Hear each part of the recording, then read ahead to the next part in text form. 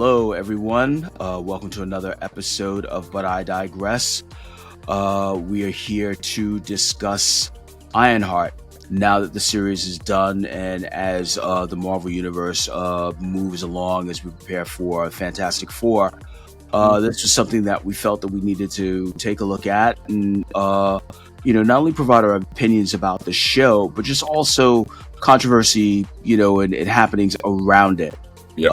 As always, I'm joined by my partner in crime, Zeke the Freak, Ezekiel Springer, author of the Ananda Accords, and definitely we are going to spend a bit of time on this because I think there are a lot of things about this series that's interesting. And just for me in general, I was more or less done with Marvel films, and it's not out of disgust. I just felt that sort of post Endgame, I thought that everything that needed to be done was done. Yes, you can have movies that deal with sort of like the fallout, or at least address the fallout of the snap and the recovery and things like that. But overall, I just felt that, all right, listen, as if with comic books, I enjoyed Secret Wars, I enjoyed Infinity Gauntlet, but when you start coming up with Secret Wars 2, a war, when you realize every other, there's going to be another crossover series, so that means that's 12 other issues of other books that I've got to get. Right, exactly. Same with, you kind of see this coming with phase 3 and phase 4, and I'm just sort of like, okay, why can't we just let these folks just operate, without it having to lead towards something? Implications, always right. Implication. Right. So but Ironheart is here, and especially, it's been 2 years since the events of Black Panther: Wakanda Forever, and while she was, I won't call her the MacGuffin of the film, Riri Williams and her vibranium detector, and also, her abilities were brought to the forefront in that film. And, we see that as, the follow-up for this, for this limited series. I think, and we'll chime in on this in a minute, while this was going on, you still had people, or when the series was announced, and then as it got closer to the airtime, there are a lot of people who took sort of umbrage as feeling that Riri Williams is somehow going to replace Tony Stark. Right. Which in the books isn't the case. Not the case at all. And in the series, it was never, it's never set that, because yes, Tony Stark is gone, Iron Man is gone, James Rhodes is somewhere, doing War Machine things. But nonetheless, I don't think anyone was saying that we're here to replace Tony Stark or Ironheart is the new Iron Man. What are your feelings on this? I kind of agree as well, because that was not the intention in the comic at all, and it didn't happen here. I don't know why people thought that would happen. I mean, Robert Downey Jr., he's no longer associated with Iron Man for now. But in the comic, Riri's AI in her suit is Tony Stark. She's got Tony Stark's mental pattern, and he's her AI. And the fact that that you're not going to have Robert Downey Jr. for this series, and you can't pay him for this series, they had to go in a different direction. And, by having her friend Natalie be her AI, I thought that was smart. I thought that was a smart substitute, because you were going to have to substitute, right, regardless. And I thought they handled that well. And plus, Robert Downey Jr. gave his blessing for this, and it was just like, what more do you want? What more do you want? What more do you need? Yeah, well, I think that's the bigger issue, because folks who are on the net, content creators who are critics, and some of the very popular ones, uh, took to voicing their sort of like disappointment, if not disgust, Mm-hmm. that the series was moving forward. And then you also had folks who use the power of their web access to go on IMDb, to go on Rotten Yes, Tomatoes, and the to review review bomb. bomb the film Mm-hmm. of this series before it had even aired. I don't even Right. think folks didn't even have access to like screening copies of like No, they didn't. the first They couple of didn't. episodes. And Uh, this is a problem with Rotten Tomatoes and IMDb. They shouldn't have allowed that. It's like, mm, no, there will be no reviews accepted until after the air date. Or unless you are a person who got a screening copy. mhm, Um, it was stupid that a week before it had like a 13, not even the day before, it had a 13 audience score, not even Rotten Tomato score, because I think the mm, Rotten Tomato score was dashed out, but it had a 13% audience score. Really? What audience? What audience saw it the right, day before? right. There wasn't an audience that saw it the day before. So Rotten Tomatoes, clean up your act and don't accept, and don't even make it available for people to review before the air date or the movie date. Yeah. I also think that this is sort of, and not to say that there's sort of a trend, but you have, content creators and critics, who are on using social media, beyond sort of, I wouldn't even say just beyond review bombing. You have folks who are really talking about it's like, oh, this film is in trouble because it's now having a series of reshoots. Yes. We Oh, all know that yeah. reshoots are common. Let us You talk and I about are, that. we've worked in the industry for a number Yep. of years, and we know that reshoots are common. And then yeah, there are some films that can be in trouble where you have numerous reshoots Mm-hmm. that take place. Now, there's something that we can be said in terms of Marvel's workflow, in terms of how everything from like script to shooting to editing leaves a little bit to it's a little eye opening. I Mm-hmm. was watching Screen Crush and they talked about this Marvel's approach as opposed to what James Gunn is doing now with with the new DC universe, where it's sort of okay, Marvel's filming effect shots or they're filming these like action, pieces without completed scripts, Right. without, and without like, having all the actors, having all the pieces in place Right. to move forward. And I, And that's not a good way to move. It's not. no, It's not a good way to move. But calm down. Take the time to make a film. We'll be there. We'll be there. right. You don't. There's no reason to rush anything. We get it. Hmm.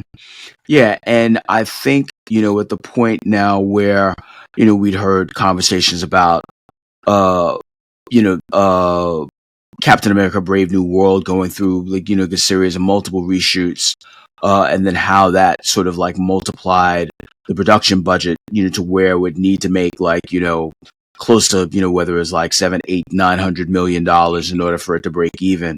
Uh, you're hearing things like that. You're just sort of like, okay, but we keep hearing it from folks who are, it's not. I wouldn't even call it like a slide diss Yeah. or a side disc where it's just sort of like, yeah, this flick could be in trouble, and it may not be worth your time. In some ways, you get the impression Right. that that's what we're, Right. what we're hearing.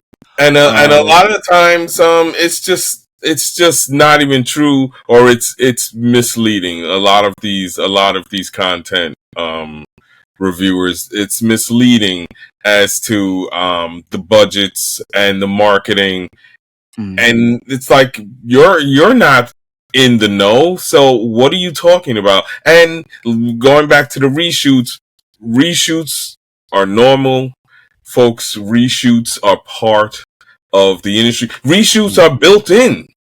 to the Right. budget, built into the budget, and built into the filming time, the schedule. Exactly. So, just to drop this, I had worked on a few series. This was back in the early aughts. One was a television show called Ed, and you could see through their production or their shooting schedule, what have you. There were always days, or even when we get film dailies, you would see reels that were just specifically for that reference that they were pickup shoots. Mm-hmm. There were a couple. It may have been you use a second unit. They take the actors out.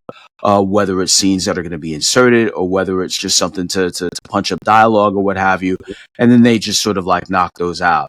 Right. That's one thing. I mean, you'll see that. I mean, you'll see that in any film. I mean, even Yeah. if it's Any like a film, any TV show, it's pickups are built into the budget and the schedule. And I worked on Ed as well. I was more in the post production with Ed, so Mhm. we would put in some of those pickup shots if production would call and say, you know what, scene 32 is not working for us anymore. Do you Mhm. have scene 32B? Drop that in Right. all the time, all the time. Mhm. So the problem with these content providers, they know that they're not like us. Mhm. We've been in we're in the industry. We've been in the industry, and so we know how things operate. They're counting on viewers of their content to not know how this works, and so they will tell you anything that, oh, reshoots are bad, reshoots are a sign Right. that something's wrong. And you and I, being in the industry, we know that it's not. Right. Now, there's something to be said that there have been films in which directors have been replaced. Right. Uh, Basically, films had been, like rewritten. We know what had been happening at Lucasfilm with Rogue One, and then also with, Solo, a Star Wars story. So yes, there are, we're not necessarily saying that, that there haven't been films where, things have been almost like Right. completely in Right. turnaround, Yeah. No. but nonetheless, it's just like, yeah, pickups and reshoots happen. Yeah. Whether it's to deal with effects, whether it's to deal with, with dialogue, whether it's to deal with, change in setting, or at the very least, just moving something to another portion of the, Yeah. of the film, in order to make things a bit more, if not coherent, to Yeah. make things flow better. Yeah. So, it's nothing to be, afraid about. Hey, It is interesting. I just You know, found out today in the Fantastic Four movie that's coming out, there were supposed to be scenes with John Malkovich as the Red Ghost. okay. And hey, I love me some John Malkovich, and I like Mhm. the Red Ghost, how he uses his Soviet monkeys to attack people. It's just like, Mhm. I thought that would have been a great scene, but they said it just wasn't flowing with Mhm. what they were trying to do with how this was made, and so all of John Malkovich's scenes apparently have been cut. Okay. It Alright. happens, Yeah, and who knows, that stuff could be repurposed for another right? film. For This another could be film, stuff that could be like, post credits, or it could be, yeah, it could be utilized somewhere else within, within that Marvel universe. So, this is interesting just in terms of how Marvel works. Which could be another, that could be another discussion for another, for right? another time, Right? because of the added, what it does in terms of workflow for, editors, for sound designers, and for the people who do visual effects, Right? in terms of how they work, and how that, even if you complete something, it's just not totally complete, because all of a sudden it's like, oh, we've now decided to repurpose, or we're doing a reshoot. So that means you've got to redo the effects for, for X, Y, and Z. So Exactly. there's that. But yeah, just wanted to sort of like leave that there. The other thing that I wanted to just touch on, is I think that also there are a lot of folks online who had felt that, you know, Ironheart was sort of part of where, quote, Marvel slash Disney was a couple of years ago, where where they wanted to integrate women and really put them sort of like front and center within a lot of titles in terms of movies, and whether you were sort of like moving the male characters off to the side or what have you. Um, I think there's been sort of like, you know, there have been a bit of pushback because, again, you know, the whole bit with Tony Stark being gone and Riri being Ironheart, you know, is she a worthy successor, or just why are you sort of like replacing an icon? It's like, well, you have to replace an icon Yeah, because that icon exactly. is, you know, effectively died after, you know, an Endgame. Endgame. So, you know, that's where you are, and it's not necessarily saying that, you know, she's filling the void, but this is her story. Right. You know, at the very least, you know, what you saw in Wakanda Forever, if you had any thought, and this is actually one thing that I'll give Marvel credit for, is that being able to use the medium of TV and streaming to give characters some life, Right. and to create some Exactly. stories from there. Not everyone needs to be sort of, and it's you know, I mean, you think we go back to Marvel Comics. Yes, you have your, you know, you have your like big four. You had X-Men, you got Spider-Man, Mm-hmm. uh, and everybody else, and then, you know, like Punisher would always be sort of like creeping up.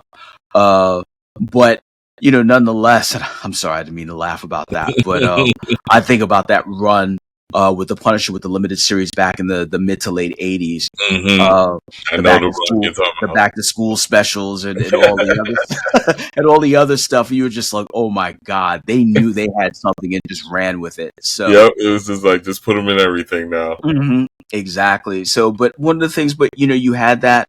But if you were someone who liked Power Man and Iron Fist, that's something you could look at. If you like Moon Knight, that was something you could go, Right. you know, you could go with it. If you like, you know, Mobius, if you know, like the other, I would say sort of like, I wouldn't even call them sort of like the B team and even the C team.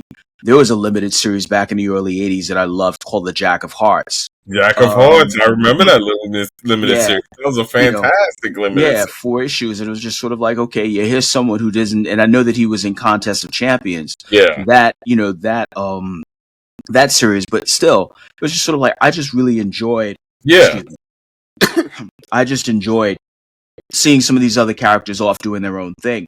Right. That's Right. one of the things you can get with Moon Knight, and you're getting with Ironheart. Well, my thing is, that's what I liked about the Disney Plus Marvel shows. Is that there's Marvel has tons and tons of characters out there that you could do a series with. Play with the toy box. That's the whole point Mm-hmm. of comics. Is that there are all these characters that you could choose to want to read or not read. Mm-hmm. No one's twisting your arm to watch Ironheart. No one, No. and so no one's twisted your arm to watch Falcon and Winter Soldier or Agatha, the Mm-hmm. Harkness series. No one's twisting your arm to watch these things. It's Right. it's Well, about the toy box is on display and you can reach in and pick out the toy you want to play with and leave all the other toys alone. yeah, that is Simple as true. that. And if you look at it as just sort of like if you're in the comic book store, yeah, there's stuff that you can just sort of gloss over Yeah, while you're yeah, going to, yeah. you know, You don't so go yeah. into a comic book store, point at a book on a rack, and be like, "Why is this here? It sucks. You should throw it in the garbage." Who Mm-hmm. does that? Who does it? You get kicked out of the comic book store for that, Right. and it's just silly. And can I speak on the Tony Stark comparison, the Tony Oh Stark yeah, do Reed you think? comparison some more? Please. The Um, floor is always yours. I that was another annoying thing, people like she's not like Tony Stark and then again not understanding what they're saying that Tony's a good guy. Why so she's a villain? And meanwhile Tony was not a good person Right. in in at the start of Iron Man 1. And if you track Tony throughout all of the MCU, Tony does some sketchy things. I mean, it's Right. Tony's fault why we had Ultron. Mm-hmm. It's Tony's fault why Civil War happened in both the comic and in the movie. Mm-hmm. Tony chooses the side of the government Right. in that. So it's like, what are you talking about? Tony is this high moral character when he's Mm-hmm. not. And in the comic, Tony is an alcoholic whoremonger. So Mm-hmm. what are you talking about? Oh, Riri's a villain. No, Riri is morally she's she's being morally tested. And hey, aren't we all? At Right. some point in our lives, aren't we Right. all? Right. That was, to me, that was realistic of what's going Mm-hmm. on with Riri, Yeah. because they forget that Tony Stark was basically born a billionaire. He Right. inherited $1 billion when Riri's not a billionaire, so she has to rely on grants to make her suit and Mm-hmm. Wakanda to make her suit. And they're like, "Well, what happened to the Wakanda suit?" I'm like, "Did you not watch Wakanda Forever? It's like you can't take it with you. Yeah, you can't take it with you." Mm-hmm. So it's just like, it's just so frustrating and annoying, and that it's this weird lack of media literacy that's just like going through the content community, that they just don't understand how story works, and they don't understand that this is a Faust story. This Mm-hmm. is a take on the classic Faust, Right. including, I mean, people should see it by now, but including Mephisto. Yes. I mean, Mm-hmm. Mephisto comes from Faust. He's Mephistopheles, but Right. Marvel shortened that in Mm-hmm. when they brought that character from Faust into the Marvel universe. But it was the classic Faust story. So what's not to understand? I don't get it. I really don't. Yeah, I think you have some folks.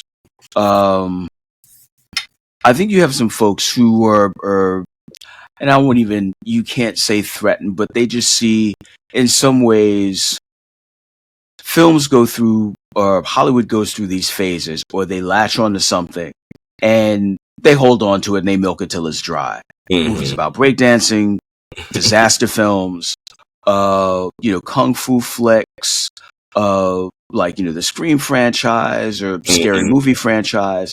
They'll bleed shit till it, Right. until it, Right. they'll bleed things dry. And I think still having that hangover from where everything was just sort of like, okay, the women are going to be front, quote unquote, front and center. Right. And you see sort of like, the male protagonists basically being bit players in their own story. Or you can take a look at the Mandalorian, and I don't understand why people, okay, I can see why people sort of, are upset with like season 3, in as much as where the previous 2 seasons were just sort of, um, more or less lone wolf and cub. Right. Each episode was its own sort of like standalone episode. Yep. Season 3 really, got you into, what was going on with Mandalore's history. But by the same time, it's like, okay, yeah, could we have a third season where, where it's just more of sort of the same, Right. More of, yeah. Mando has to bring in such and such. Right. But Uh, they needed to get into the lore of Mandalore. right, No, they right. needed to do that. I mean, Mm-hmm. I don't know if they did it well. I felt that there were problems with doing that, and that episode with the stupid dragon that carried off the kid, and they're just like, "Hey, yeah, we got time to let's eat some dinner. We got time to Right, rescue that kid." It's right. just like, no, Mm-hmm. no, this is not making any sense here. But So, I just, I felt it was smart to get into the lore of Mandalore, but mm, I felt they dropped the ball in execution. okay, got it. So circling back to, back to Riri Williams, and we can look at, episode one. Yeah, here you have, basically, we see Riri, she's still at MIT, still trying to make her inventions work, basically using the college to just sort of like fund her Right. experiments, Exactly. to fund and Exactly. supply her experiments, not going to class. Like they say, it's just like, you're not matriculating, you're not doing anything to sort of like move yourself forward through this institution. Meanwhile, you got to hustle where you're doing homework for like half the students in New England, in the New England area. Right. So yeah, something's got to give. And on a certain level, you could just see where she wants to go, in terms of her life and what she wants.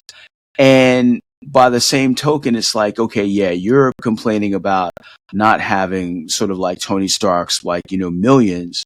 Um, so in some ways, it's almost like this is get rich or die trying, Right. Right. Yeah. where it's like, yeah, I've got to get out here and get paid in order so I can start funding my stuff. And I'm just sort of like, okay, you know what? Yeah, you need $1 billion.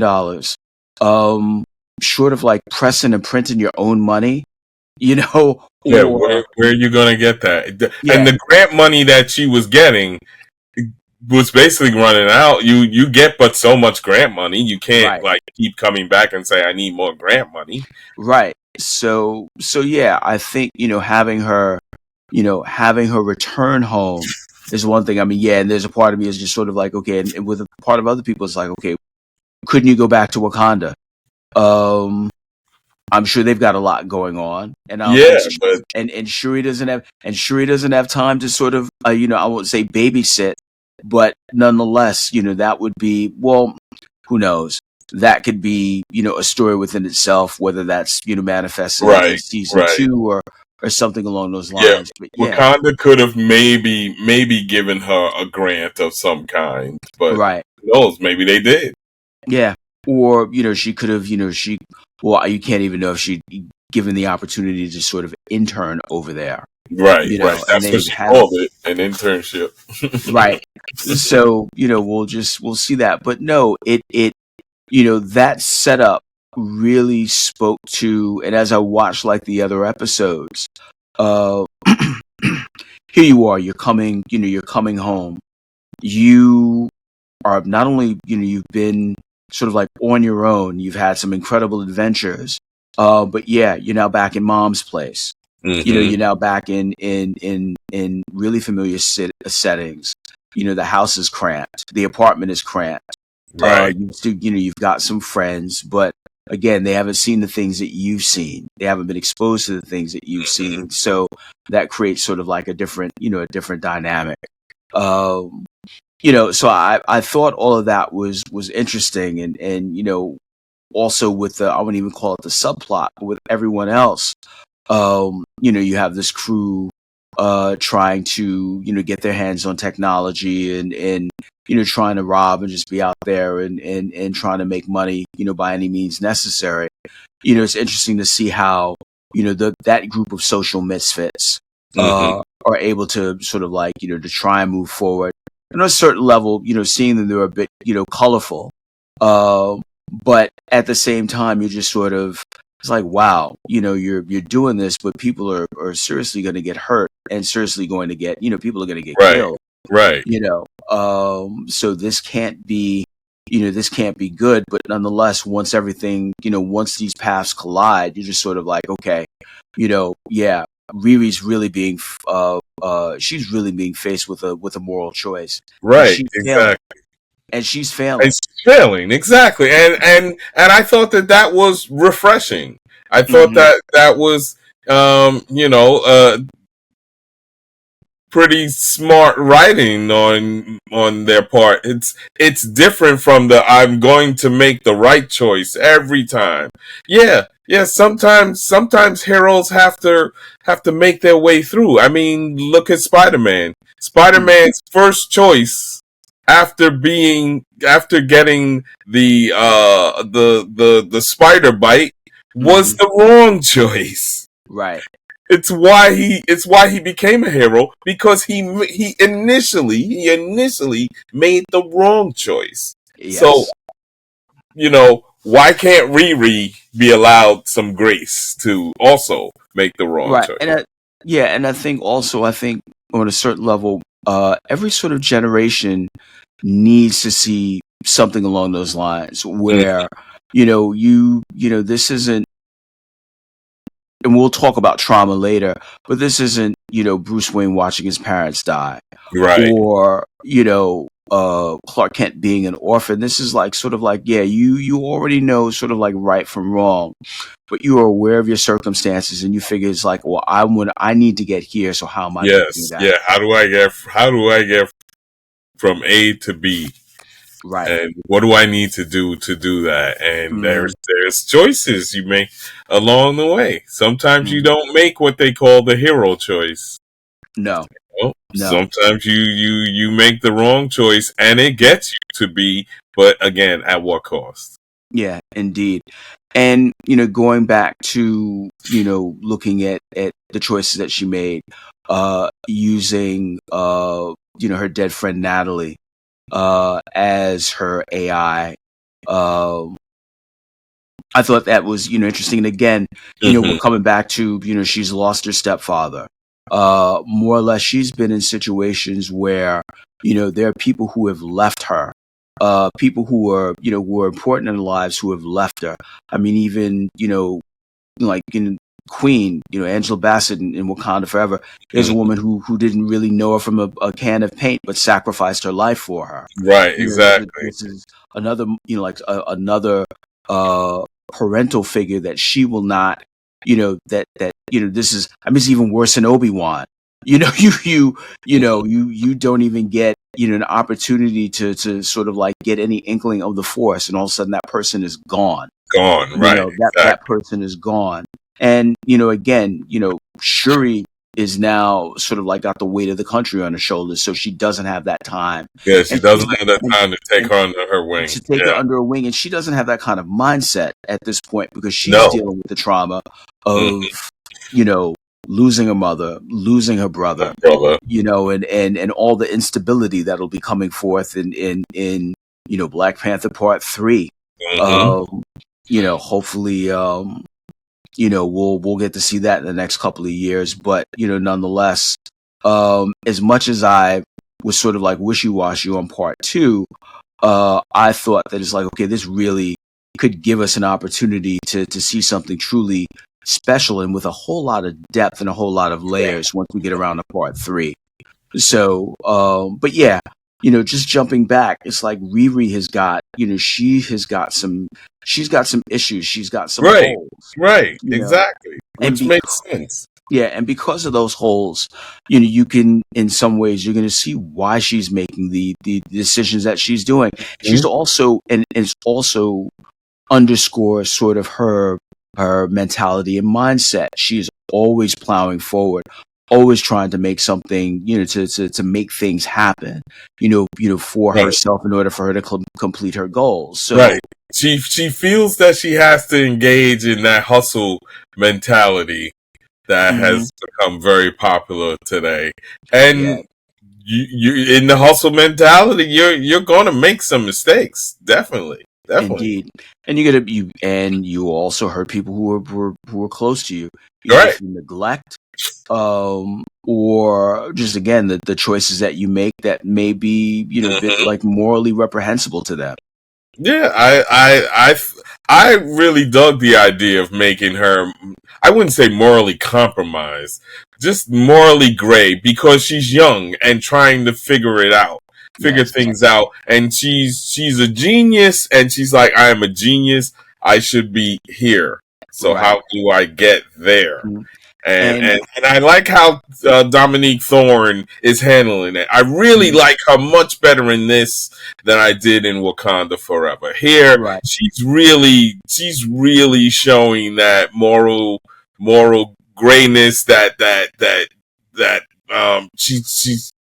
she's feeling guilt in places. Mhm, She's exhibiting a lot of sorrow about the past, and I think as an actress, she's handling it like really well. Yeah, I think so. And it's good, whether we can talk about the writing for all the episodes, all you want, but at the very least, we have 5 episodes in order, or in which to see how this is playing out, to see sort of like the depth of, or at least the how wide the emotions go, in Right, terms of just sort of like, where can she find joy? Where is, where does the joy come from? Where can she find that? Where does, the sorrow creeps back in? Or even when she has like, a quiet moment where she's trying to sort of like enjoy, some of the basic things in life, a White Castle hamburger, right. it turns into it turns into a battle. Turns into a So fight. exactly. So yeah, she's, here we are being pressured into joining a gang, you Mm-hmm. know. So and again, going back to those folk, yeah, it's a motley crew. Um I think all of the actors in there are doing decent work. Yeah, yeah, Um I agree. the gentleman who plays Hood, I'm very happy for him in the amount of work that he's getting. I Right, was watching Transformers Rise of the Beast, and I was just sort of like, yo, it's not a small thing to sort of like carry a movie, right. and not be, well, I mean, Shia LaBeouf had like sort of like that manic energy, Mark Wahlberg had, um, shall we say, sincerity, or his mark, sort of like Dirk Diggler, Right. kind of like, earnestness and sincerity. So here you are being thrust in something, and it's just sort of like, yeah, this is over over your head, but you know, through acting, you've been able to sort of like convey everything that needs to be conveyed with Right, it. So I'm really right, happy for him. right. Yeah, I think He's he's not bad. I think he's pretty good. He's very good in it.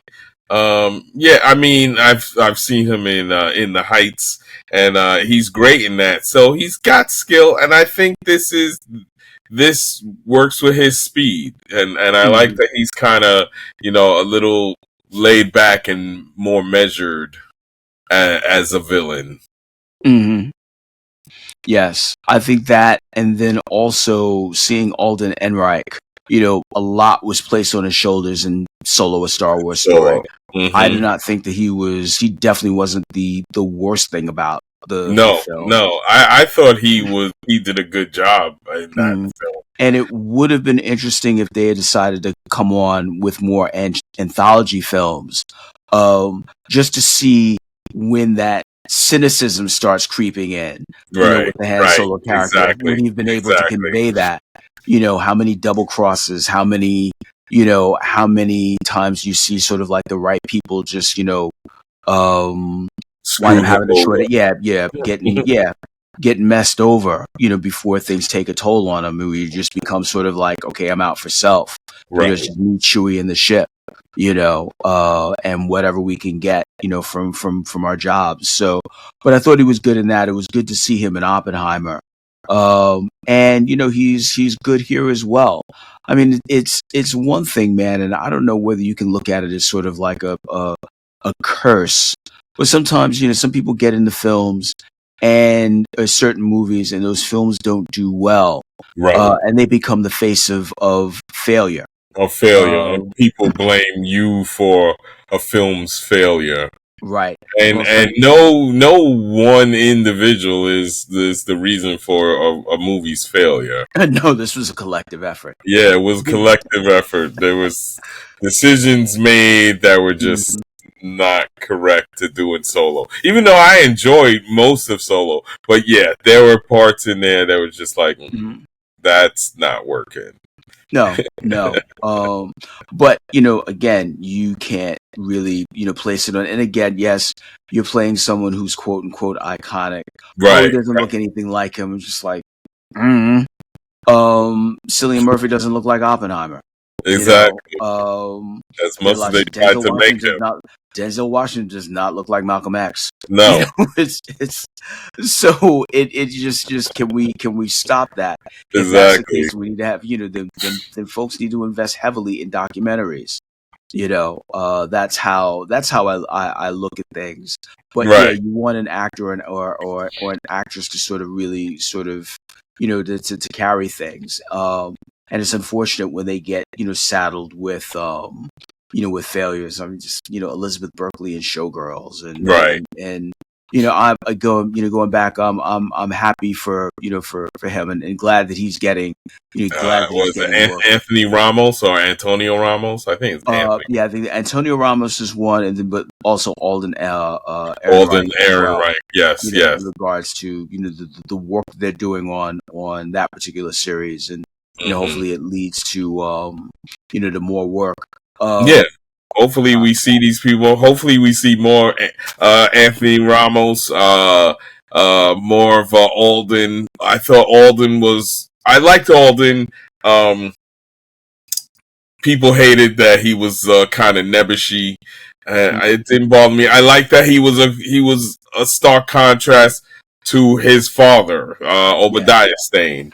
He was Mm, Ezekiel Stane, yeah, Ezekiel, and so it was mm, it, and he was like, I'm not my father. I don't want to be like my father. So he wasn't like his father. So mm, his father was like mean and gruff, and he wasn't. And I'm just like, I'm totally fine with that. But of course, you had knuckleheads complaining, like, oh, the one main white guy is a nebbish, and it was just like, people are nebbishes, okay? yeah. They are. I mean, Like they they they are. are. You know, And the fact that he's a nebbish as an opposition to his father, who was a scheming, scumbag, right. a Yeah, gruff scheming scumbag who excuse me. was threatening people and having people murdered. What it's like, Yeah, come on. yeah. Yeah, and who knows where we could wind up or end up, should there be a second year of this, a Right, second right. season. So, I hope you know, there is. let's just see where it goes. I mean, it's Right. I think the story is interesting. I think the way that those episodes were sort of like plotted out, Hmm. uh, and especially now that you see, Mephisto, it's just sort of like, okay, where do we go from here? Yeah, I'm where do actually we go really from here? intrigued now. Yeah, yeah. So, probably things will be looking up for Riri, and then Mephisto is, messing things up for her just to keep her reminded that, hey, you know, you I you pulled the owe me that strings. soul. You Yeah, owe me that exactly, soul. That sort of thing. exactly. And you talked about how the episodes were put together. Yeah, I would, that leads me to pacing. I thought the pacing was fine with this. I thought it was paced pretty well. Nothing seemed rushed.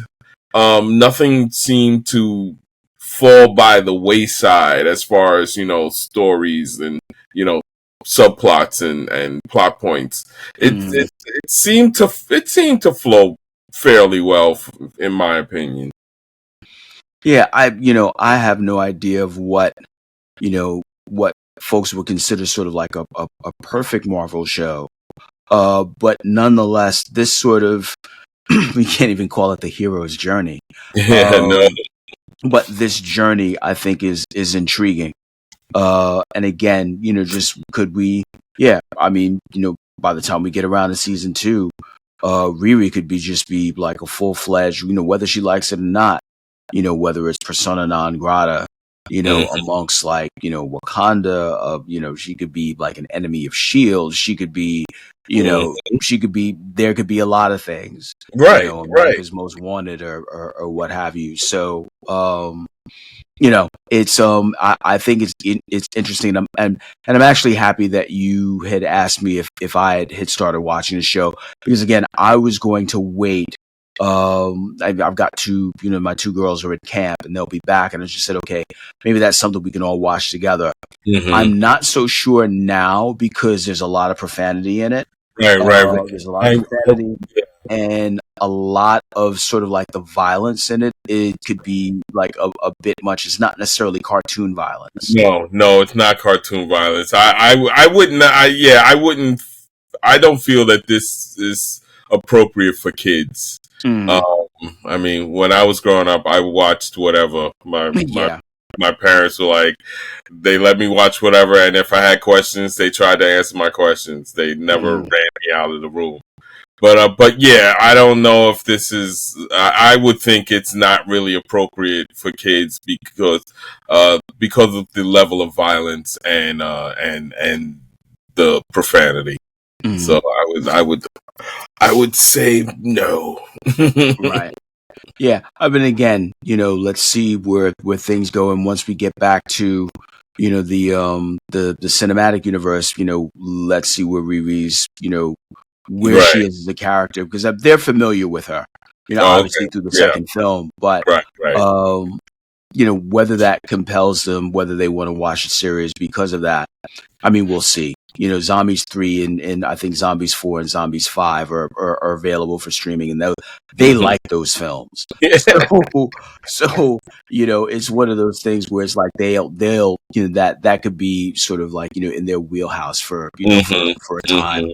Hmm. Um, and Ironheart maybe not so much, but Right. Right. we'll see where we go. But yeah. Mm, Yeah, and also I like the fact that the show is kind of, dare I say, it's kind of unapologetically black. true, It's like true. and it totally works. Which look, I whether people get turned off or not. Um, I think you have to realize, or at least people who are watching, and two, whether it's Disney or whether it's Marvel's credit, they've always taken pains to show sort of you know the characters in their environment. Right, Ben right. Grimm, Yancey Street, Yancey and Street. what Yep. have you, and Peter Parker being in Queens, and Mhm. Empire State University, and Right. everything else. They've always taken pains to to show folks in sort of their element. You know, uh, This is South Side of Chicago. right, right. So it's this is, you can't even say like Metropolis or Gotham, but nonetheless there is there's history there, Hmm. and this is something that Riri was born into. Right. So it's who knows, maybe they could put some house music in it, but nonetheless, uh seeing everything there, like the old R&B, Yep. and Yep. having just sort of like this dynamic That of soundtrack mm, was pretty impressive. We were just like, well, okay, to get that soundtrack, right. that's Disney money to be able to Yeah, get yeah. that soundtrack all put together. And that's what that again, that sort of like adds to the depth of things, because how with some folks where they have to play it cheap, you just hear sort of like the generic quote unquote urban soundtrack. Hmm. Hmm. Something where it's like the Yellow Jackets are mixed in with with some sort of like hardcore beats. It's like, yeah, we're in the hood, and just sort of like no, No, no. not So really. or things like that. So I thought that was, yeah, but again, it adds to the depth of things. It Hmm. adds to, that's world building. Right, That's exactly. world That's world building. building, And and I it, don't and I was going to say, if James Gunn could like basically play like the late '70s, early '80s mix of something in all of his movies, then so can this. This could have a soundtrack through line as well. It's like, why? mm, yeah, definitely, why not? You have anything else that you want to add? Yeah. What did you think of the friend Natalie, Lyric Ross, who plays Natalie? What did you think about her character? Okay, this is another reason why I'm not necessarily thinking about it's not necessarily exposing the kids. Uh these are, I think at the time they were younger, they were teenagers, just early teenagers. This was Hmm. before college or what have you. so when she starts talking about like Thor and his hammer, and I'm just sort of like, okay, um, this is sort of like, off-putting, but by the same token, this is just, this was Natalie and Natalie's personality. Right. Uh, I thought that, having her in there as sort of her guardian and guide as well in terms of like, in terms of technology is good. I can also see where, again, this sense of loss, this is, Mhm. I need my road girl.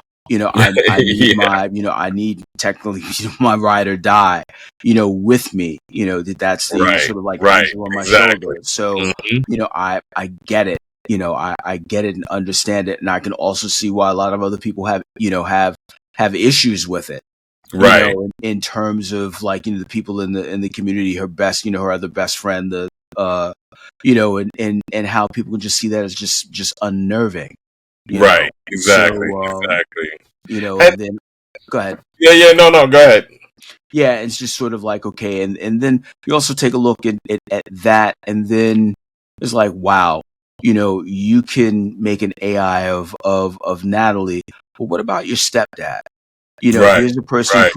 who has provided you with a fair amount of guidance, Right. and got you into mechanics, Yeah. and really, helped enable, this, sort of like, I won't say the drive, but this feeling of wanting to create, Right. Right. The and love just of technology exactly, and but why tinkering. not? But why not? But people, again, people make choices, Right. and I think emotionally, obviously there's an age gap between her stepdad and herself. There's a generation gap there as well.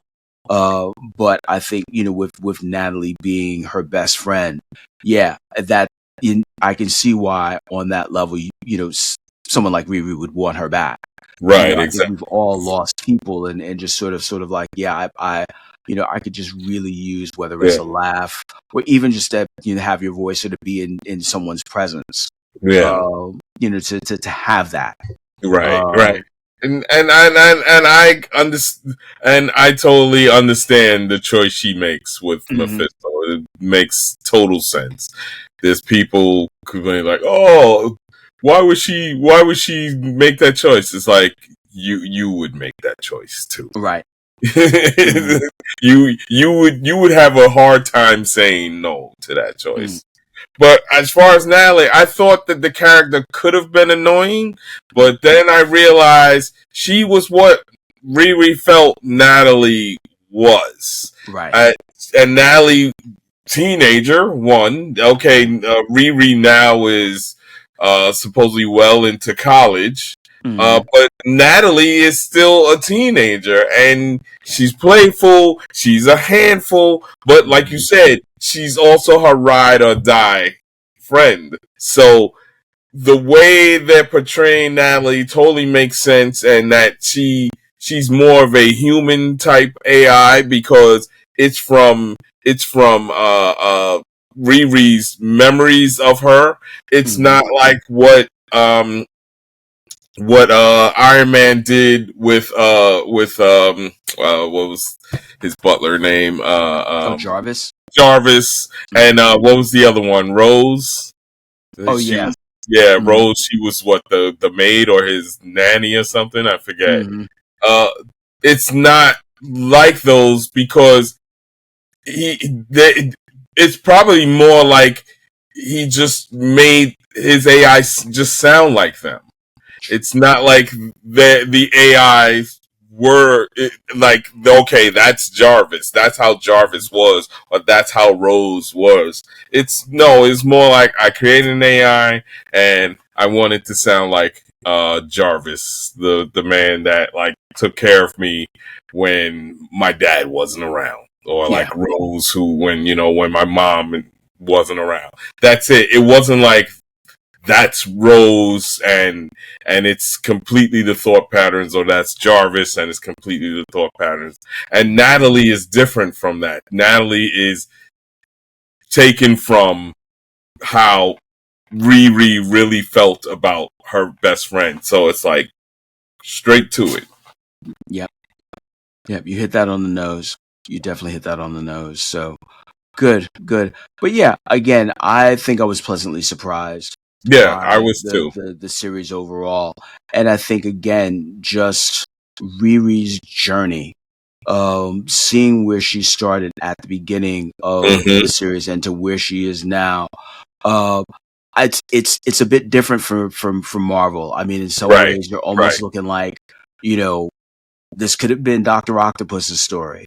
This Yeah, could have been, this could have been, this could have been the Vultures or Mysterios or any of the right, Sinister Six right. or any type of villain. Just It's the Kurt Connors. choices you make, right? It's about the Exactly. choices you make. That's why Mhm. people who I'm annoyed that people are like, oh, she's a villain. How am I supposed to root for the villain?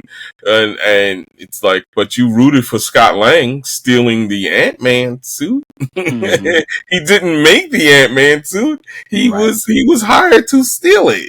It Mhm. wasn't his. It wasn't like he was stealing his own suit. It was just that he had the technical know-how, and they needed that technical know-how in Yep. stealing the suit. Right. And Yep. then he realized stealing this suit is wrong. I need to use this suit for For good. better things, for good. And it's just Right. like, there you go. It's not Mhm. that difficult, people. It's not that No. difficult. No, it's not. Um, so yeah, I think if folks have been, I would say if you've been on the fence, check it out. If you had been, if you had no intention of seeing it, I would say, give the first couple of episodes a look because again, you're looking at someone who's making some moral choices. Right, Um, and and it's actually something that's overdue with Marvel. right, With where you're seeing someone just from the beginning in this sort of like gray area, or at least having a mindset of just like, whoa, it's just seeing this and hearing this could this could be the proverbial road of paved with good intentions, right, exactly. leading straight to Yeah. hell. Road to hell is paved with good intentions. Hmm. Or no truer words were spoken here Yeah. with this series. And I like the fact that we finally got Mephisto after Mm-hmm. all the teasing episodes of WandaVision and Agatha all along. They Mm-hmm. mentioned Mephisto, but we didn't get him. And I like that Sacha Baron Cohen is playing Mephisto. I thought that was pretty funny. Yeah. And he's chewing up that scenery as he is As he known tends to to do. do. Yeah, as Yeah, he as he tends to tends do. to So do. it's just like, here you go, Mm-hmm. do you? And I'm there for it. Mm-hmm. I'm there for it. So good. So good. So yeah, I think that's it for this episode. Again, Mhm. Zeke, always a pleasure sharing the screen with you, sharing the split screen with you, and talking about this. And we've got plenty that we'll be discussing over the coming weeks as well. Oh yeah, Um, I mean, hey, Superman. I've seen F1. And then also we need to, speaking of Andor, we need to, discuss Andor and just sort of what that meant for, for Star Wars, what it meant for Disney, what it franchise. meant Yes, for, hmm what it meant for folks who just enjoy drama, yes, and for the and and for the Star Wars community.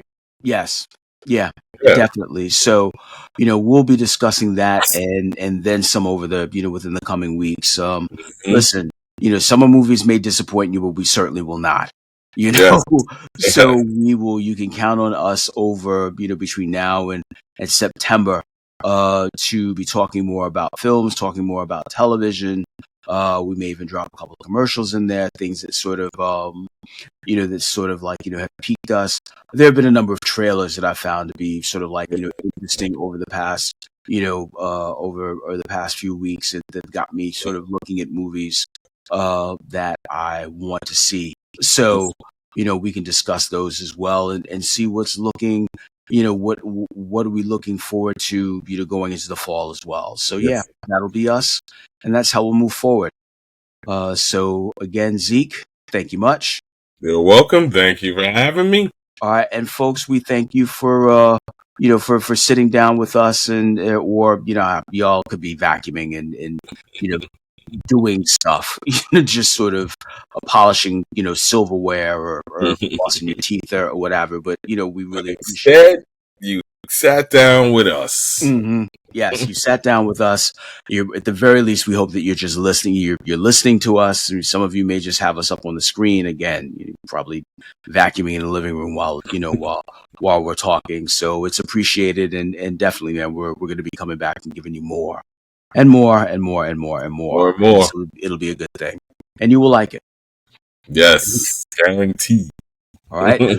So, in the meantime and in between time, again, I'm Stanley Tatum. I'm Zeke the Freak. Peace out. All right. Peace out. Take care, everyone. Bye.